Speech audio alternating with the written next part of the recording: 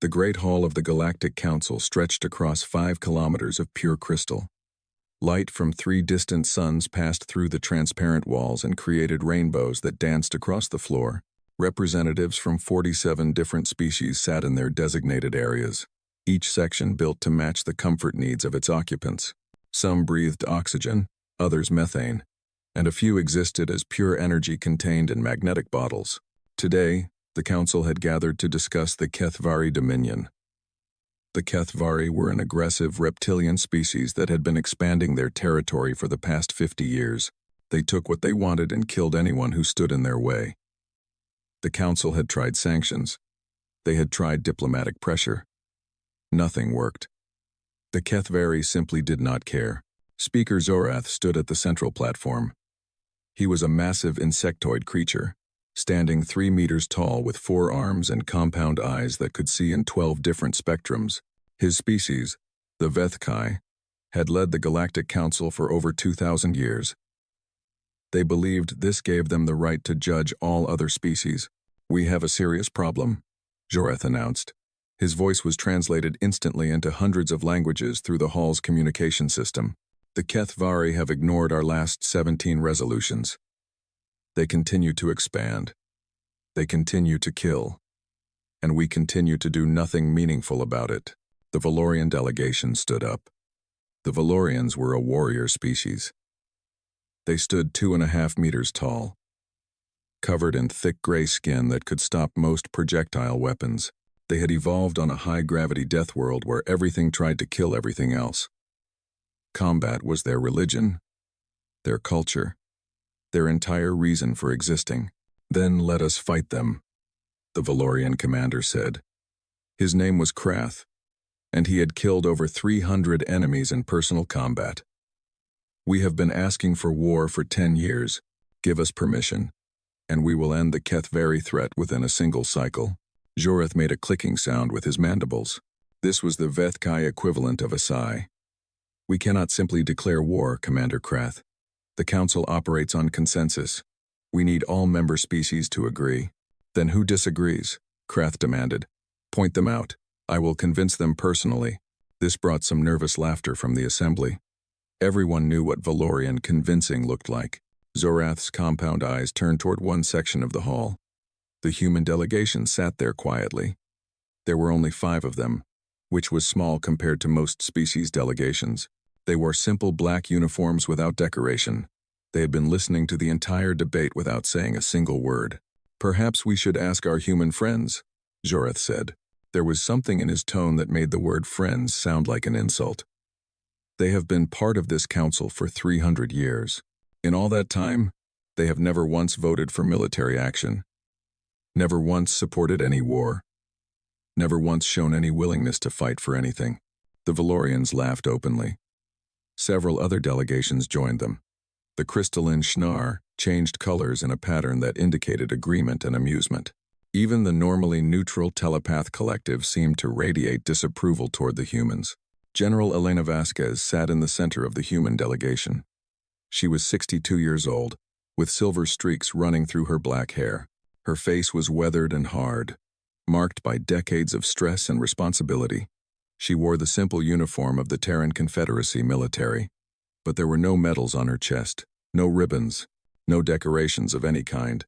Her aide, a young lieutenant named Chen, leaned toward her. "General, should we respond?" Elena did not answer. Her dark eyes remained fixed on Speaker Zorath. Her hands, resting on the armrests of her chair, slowly tightened until her knuckles turned white. Zorath continued speaking, encouraged by the reaction from the assembly. "The humans talk about peace. They talk about diplomacy. They talk about understanding and cooperation. But when the time comes to actually do something, they hide behind their words." "Cowards," Commander Krath said loudly. He did not even bother to lower his voice. "They are cowards. Everyone knows this. They send diplomats where warriors should stand. They offer treaties when they should offer blood." The Shnar delegate spoke next. The Shnar communicated through color changes and musical tones. The translation system converted her words into standard galactic speech. "Perhaps the humans simply do not have the capacity for war. Some species are builders, some are thinkers, some are fighters. The humans appear to be none of these things. They are simply present, taking up space, contributing nothing of real value. More laughter, more agreement. Elena's jaw tightened. Lieutenant Chen noticed that a small vein had begun to pulse on the general's temple. He had served under her for 3 years and had never seen her show any emotion. This tiny sign of anger frightened him more than anything the Valorians could do. The Kethvari grow bold because of species like humanity, Zorath declared. They see weakness, and they exploit it. They have taken 3 human colony worlds in the past decade, 17,000 human civilians killed or enslaved. And what did humanity do in response? They sent a strongly worded letter. The hall erupted in laughter. Even species that normally supported humanity joined in. The joke was simply too good to resist. Perhaps, Zorath said, his mandibles clicking in what passed for a smile among his species. The humans should simply negotiate with the Kethvari, while the rest of us prepare to actually fight. They can talk about feelings and understanding, while real warriors do real work. Elena stood up. The movement was slow and deliberate. There was nothing aggressive about it. She simply rose from her chair and stood at her full height, which was not impressive by galactic standards. She was only 1.7 meters tall. The smallest adult Valorian was nearly a full meter taller than her. But something happened when she stood. The laughter died, not gradually, but suddenly, as if someone had cut the sound. The representatives closest to the human delegation felt something change in the air. They could not explain it. They could not identify it. They simply knew that something dangerous had just woken up. Lieutenant Chen stopped breathing. He had seen combat. He had faced pirates and criminals and hostile aliens. None of them had ever made him feel the way he felt right now. Sitting next to his commanding officer, Elena walked forward. Her boots made soft sounds against the crystal floor. Each step was measured and precise, like a predator approaching prey. She did not ask for permission to speak. She did not wait for recognition from the speaker. She simply walked to the central platform and stood there, looking out at the assembled representatives of the galaxy's most powerful species. "Speaker Zorath," she said. Her voice was quiet, but the hall's acoustic systems carried it to every corner. "I think we need to have a conversation about humanity." Elena stood on the central platform and let the silence grow. She could feel the eyes of thousands of beings upon her. Some looked at her with contempt, others with curiosity. A few, she noticed, looked at her with something that might have been concern.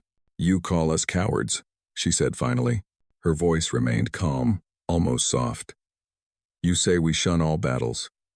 You believe that because we choose not to fight, we cannot fight. This is a mistake. A very dangerous mistake." Zorath's mandibles clicked impatiently. "General Vasquez, this is not the proper time for, I am speaking." Elena's voice did not rise, but something in her tone made the speaker stop mid-sentence. "You have had your say. Now you will listen to mine." She reached into her uniform pocket and pulled out a small device. With a single press, she activated the hall's holographic display system. The Council had given access to this system to all member species for presentations. Elena had never used it before. Images began to appear above her. They were old images, flat and two-dimensional, taken from a time before humanity had developed proper holographic technology. The quality was poor by galactic standards, but the content was clear enough. "This is Earth," Elena said. "Our home world. The place where humanity evolved and grew and eventually reached for the stars. It is a beautiful planet. Blue oceans, green forests, white clouds. From space, it looks peaceful." She changed the image. Now the assembly could see cities. Massive structures of steel and glass, packed with millions of people. Roads and railways connecting everything together. Ships filling the harbors. Aircraft crossing the skies. By the time we developed faster than light travel, 8 billion humans lived on Earth. 8 billion people on a single planet. We had covered almost every piece of land with our civilization. We had changed the climate. We had altered the very composition of our atmosphere. "This is impressive, but hardly relevant," Zorath interrupted. "Many species have large populations. Many species have modified their home worlds. This does not. I told you to listen. This time, Elena's voice did carry an edge. Just a hint of something sharp and cold.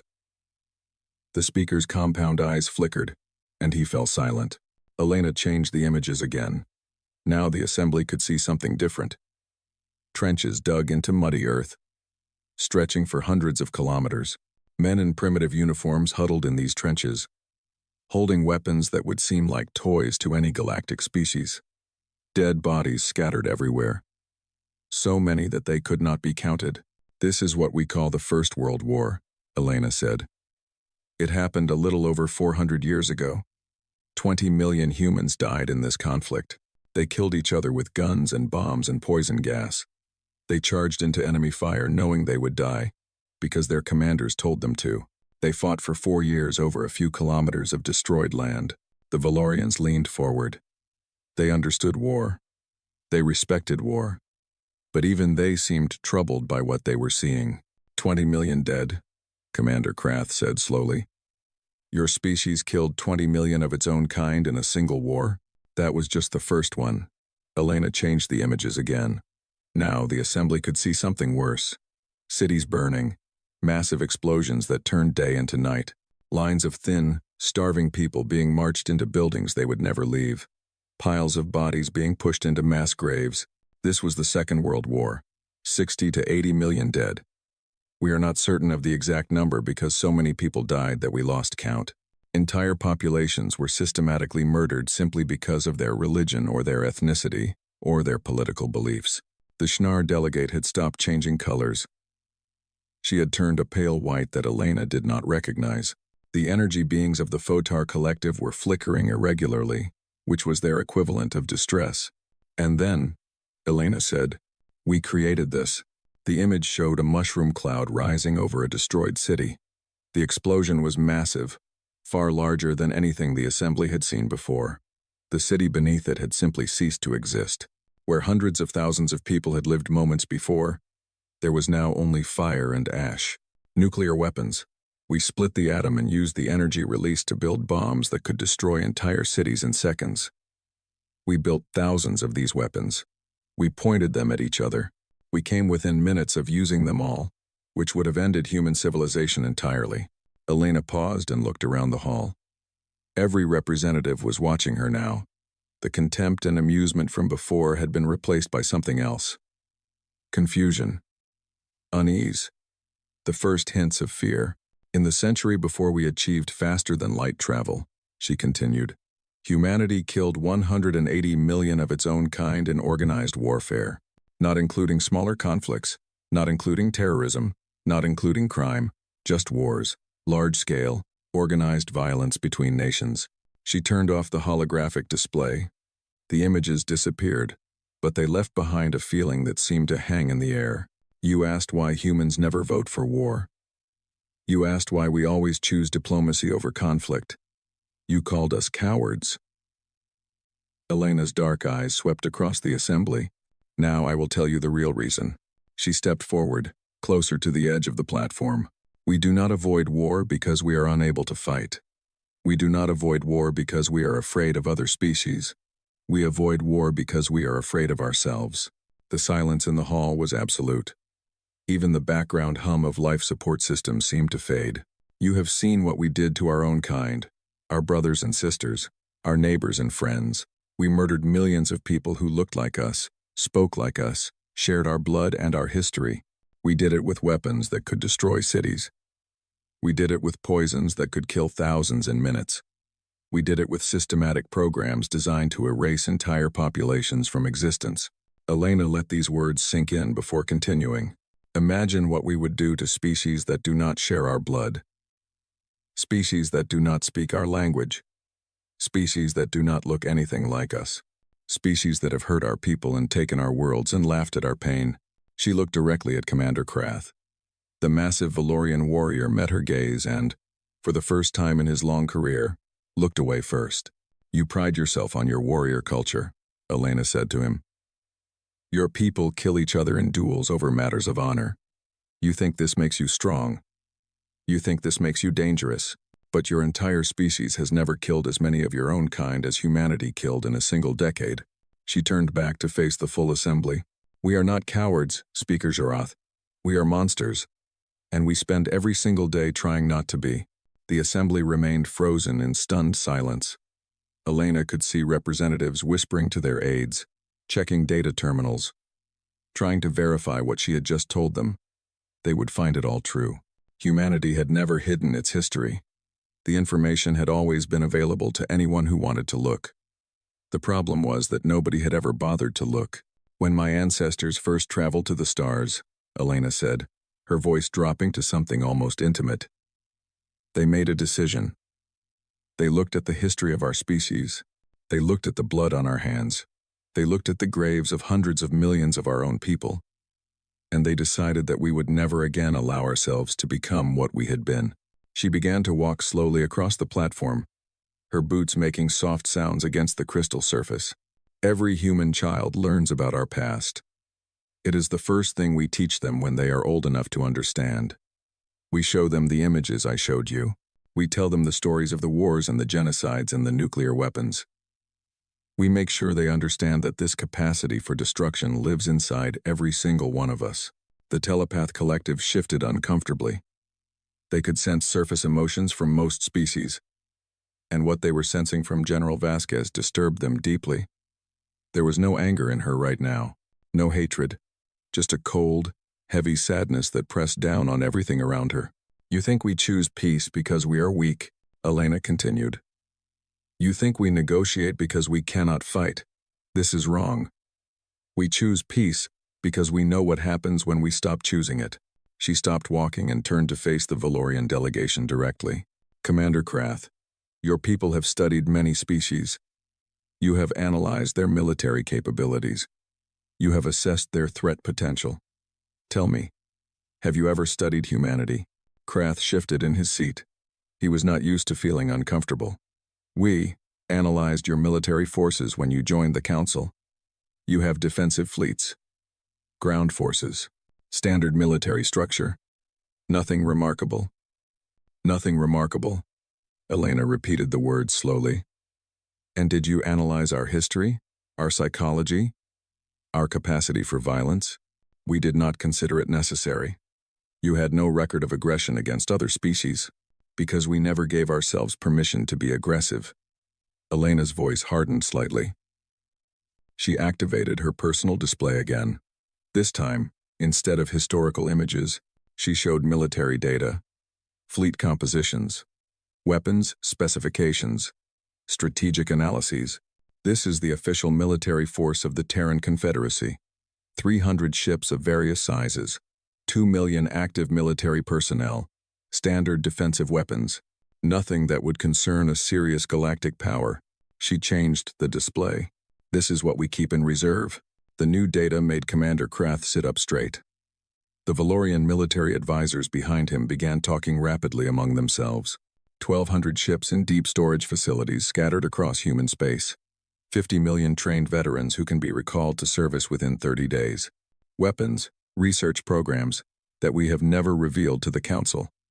Manufacturing capacity that can produce warships faster than any other species in the galaxy.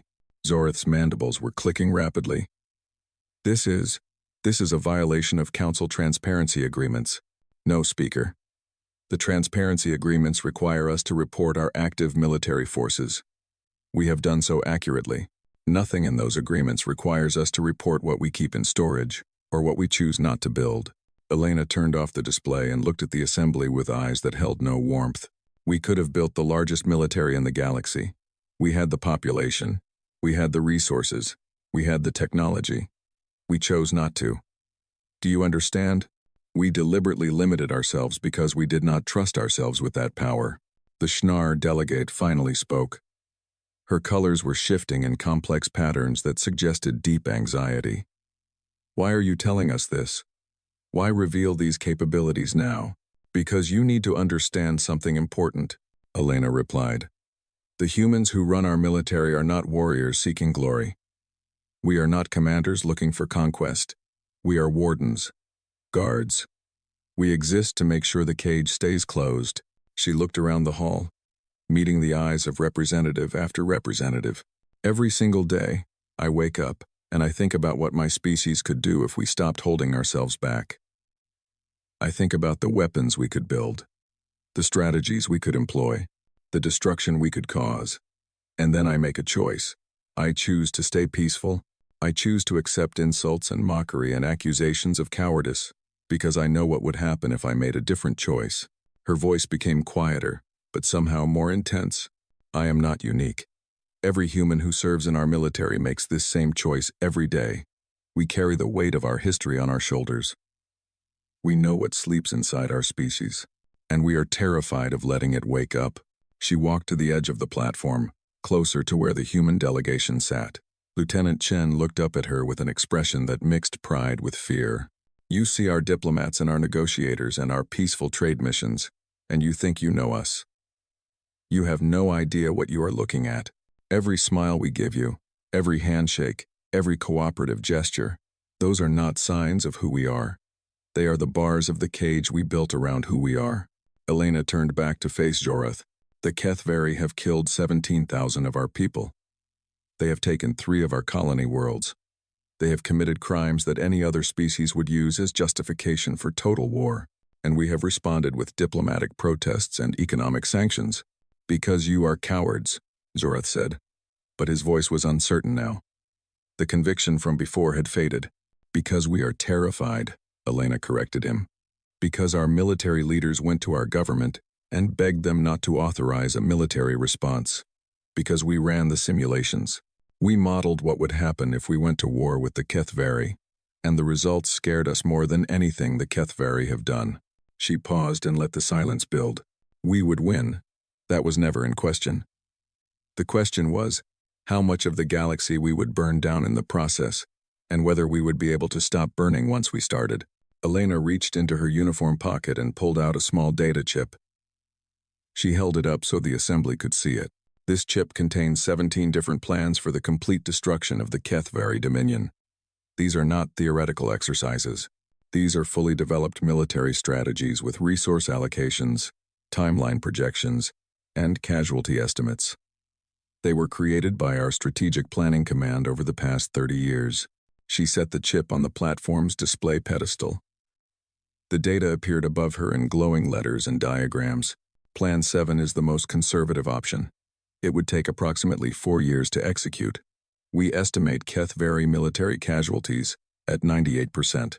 Civilian casualties would be kept to acceptable levels through targeted strikes and precision warfare. The Kethvari would survive as a species, but they would never again be capable of threatening anyone. Zorath leaned forward. Despite his earlier mockery, he could not hide his interest. And the other plans? Plan 12 would take 18 months. Military casualties at 100%. Civilian casualties estimated at 60 to 70%. The Kethvari would survive, but barely. Their infrastructure would be completely destroyed. They would need centuries to rebuild. Elena's voice remained flat and professional, as if she were discussing weather patterns instead of genocide. Plan 15 would take 6 months. We would deploy biological weapons tailored to Kethvari physiology, self-replicating nanomachines that target specific genetic markers. The entire species would be extinct within 1 standard year. No survivors. No rebuilding. Just empty worlds where a civilization used to exist. The hall had become completely silent. Even the background system seemed to have quieted. These plans exist because that is what humans do. We prepare. We analyze. We develop options for every possible scenario. We have similar plans for every species in this council, including our allies. We have plans for species we have never met. We have plans for threats that do not yet exist. The Shnar delegates' colors had shifted to pure white. The Valorians had stopped looking proud and started looking concerned. The energy beings of the Photar Collective were flickering so irregularly that several representatives had moved away from them. You believe the Kethvari are aggressive, Elena continued. You believe they are dangerous. You are correct. But you must understand the scale of the difference between them and us. She manipulated the display to show a comparative analysis. The Kethvari have been expanding for 50 years. They have conquered 12 star systems. They have killed approximately 2 million members of other species. They consider this a great achievement. They believe they are the most powerful military force in this region of space. Elena highlighted a section of the data. In a single century of internal conflict, before we even reached the stars, humanity killed 180 million of our own people. We developed weapons that could destroy entire cities in seconds. We built delivery systems that could strike any point on our planet within 30 minutes. We created poisons that could kill millions in hours. She looked directly at the HFY ambassador, who had been sitting in his section trying to appear unconcerned. He was not succeeding. The HFY are children playing with dangerous toys. They have no understanding of what real warfare looks like. They have never faced an enemy willing to sacrifice everything for victory. They have never fought a species that views total war as a viable option. Elena turned off the display and stepped forward. Let me tell you what would happen if we went to war with the HFY. Our scientists would stop working on medicine and agriculture and energy production. They would start working on weapons. Better weapons, faster weapons, weapons that the galaxy has never seen. Her voice grew harder. Our factories would stop making consumer goods. They would start making warships, millions of them. We would strip mine our own asteroid belts. We would harvest resources from every available source. Our entire economy would transform into a machine designed for a single purpose. Our civilians would stop going to work at ordinary jobs. They would start training. Our children would learn to fight before they learned to read. Our artists would create propaganda. Our teachers would become drill instructors. Every single aspect of human society would be focused on one goal. She paused, letting the weight of her words settle over the assembly, destroying the enemy, completely, permanently, without mercy or hesitation. Commander Krath stood up. His massive form towered over everyone around him, but somehow he seemed smaller than before. You speak of total war. Many species understand this concept. No. Elena shook her head. You understand the words. You do not understand what they mean when humans use them.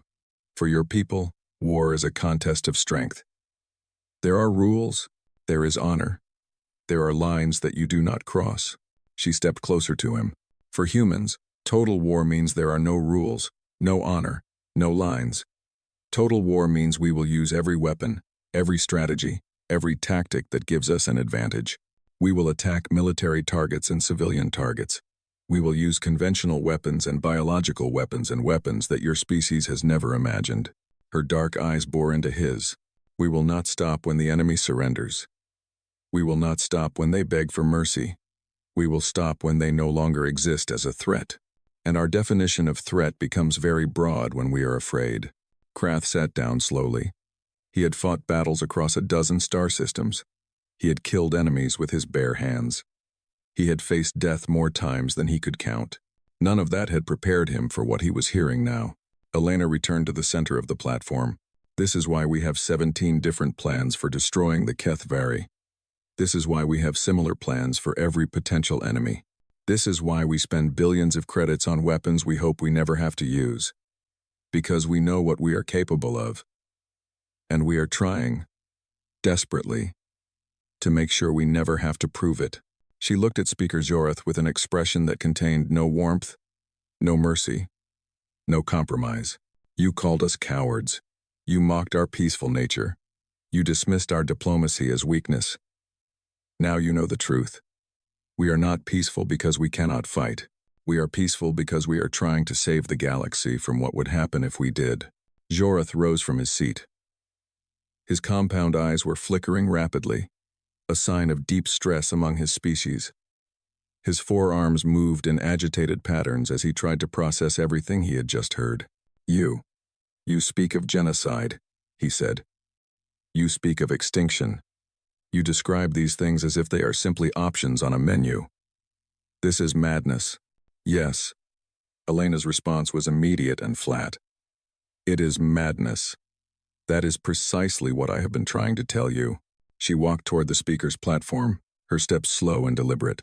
Every human military officer learns about our history before they are allowed to command so much as a single soldier.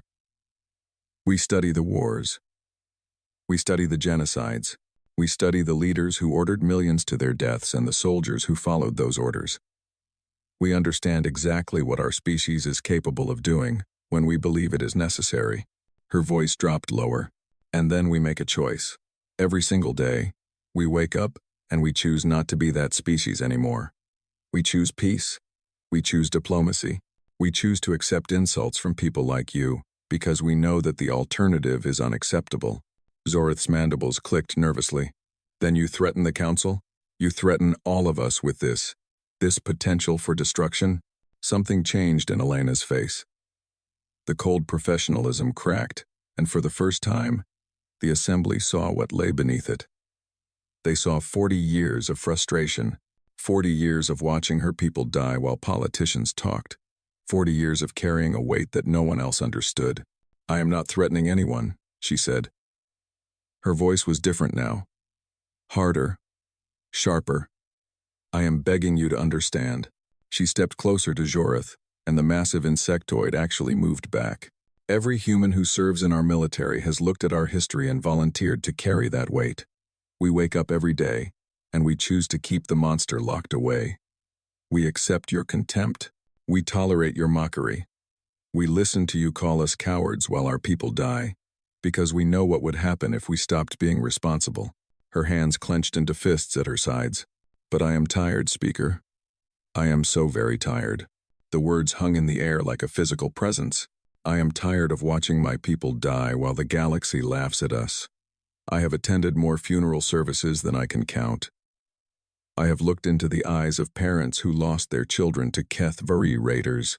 I have tried to explain to them why we cannot strike back, why we must show restraint, why we must be better than our enemies." Her voice began to rise. "I am tired of explaining to grieving families why their loved ones died for nothing, why we cannot avenge them, why we must accept loss after loss while species like yours mock us for our weakness." She turned to face the full assembly, and what they saw in her eyes made several representatives lean back in their seats. "I am tired of being the responsible ones. I am tired of carrying the burden of peace while everyone else prepares for war. I am tired of choosing diplomacy when every instinct screams at me to unleash everything we have." Her voice was almost a shout now. "So go ahead. Keep pushing. Keep calling us cowards. Keep letting the HFY slaughter our civilians while you laugh at us in your crystal halls. Keep treating us like we are nothing. Keep assuming that because we choose not to fight, we will never fight." She pointed directly at Zorath. "Because every insult, every death, every dismissal brings us closer to the day when someone like me stops saying, 'We should show restraint,' and starts saying, 'Let them burn.'